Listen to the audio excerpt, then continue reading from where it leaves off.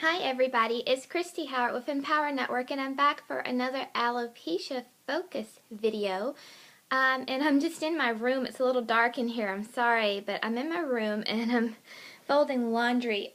I tell you what, when I do amass great wealth and riches, one of the things that I will gladly pay for is to get someone to come and do my laundry. It is a task that I loathed. But today's topic of today's alopecia video is why I don't pray for a cure for alopecia. And I think that this will most likely tick off a lot of people in the community that have dedicated a great portion of their time, efforts, money, life to finding a cure or promoting finding a cure for alopecia. And it's not that I don't want hair. I would love to have hair back. You know, if God sends it to me, I'll gladly take it and sport it. But if he doesn't, I've said a few times, I'll be okay. And the reason why I don't pray for a cure for alopecia is because I'm healthy, and so is just about everybody else that is affected by alopecia unless they have some other condition. If I had the ability to affect change in the world, like if someone said, Christy, here's $1 million and you must donate it to some charitable cause, alopecia would be on the bottom of the list, honestly. I just think personally that there are way too many other conditions that claim, that wrongfully claim people's lives every day. Some of those are cancer and AIDS and diabetes and mental illness and, hundreds of other dreadful diseases by which people have, very little control over, or they don't have a cure for, and that I would rather put my praying, my efforts, my energy, and even my money into developing a cure for those people. Because while alopecia is definitely a condition that at best can be considered inconvenient, it's very inconvenient. It can be emotionally tough. It can definitely be that.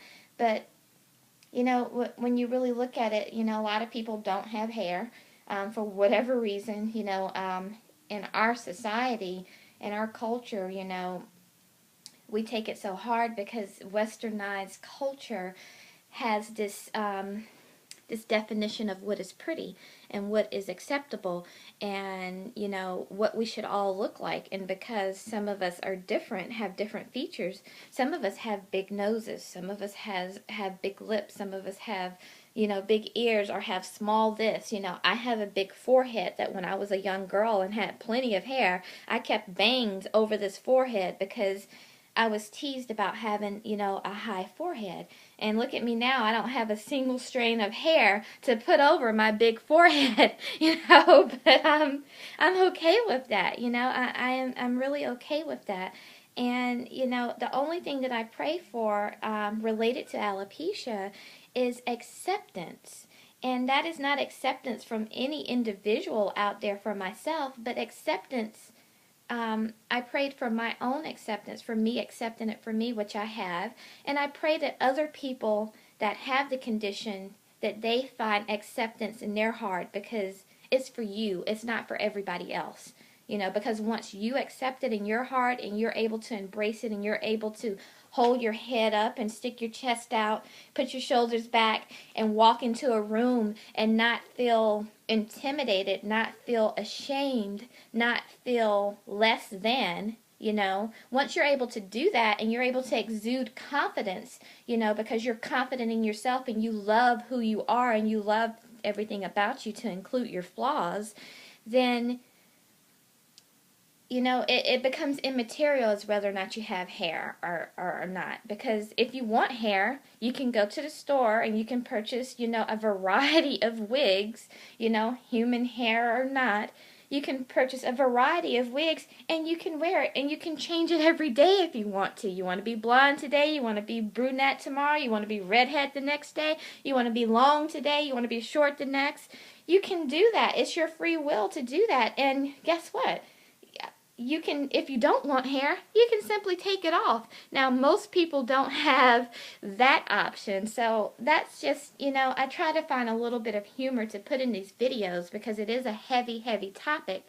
But you have to look at the bright side of things, guys. You're alive, you're healthy, you're able-bodied, you're able to talk, you're able to walk, you're not sickly. If those things apply to you, then honestly, from my personal feelings, shame on you if you sit around having a pity party about this particular condition. And I know that may upset you. That's a very hard thing to swallow, but that's the conversation that I had to have with myself a long time ago about it. And that for me, I came to the realization that I wasn't going to let it be a factor in my life anymore. And it's not, there's some things I have to do differently because of it. I put, I put SPF on my head every day, and I have to make sure that I have hats all the time because I get very cold. But, that's just life. And that's how I've chosen to cope with it and to deal with it and, to incorporate it into my life and not let it take over my life. But enough of my rambling. Now I've folded my laundry and it's time to put it away.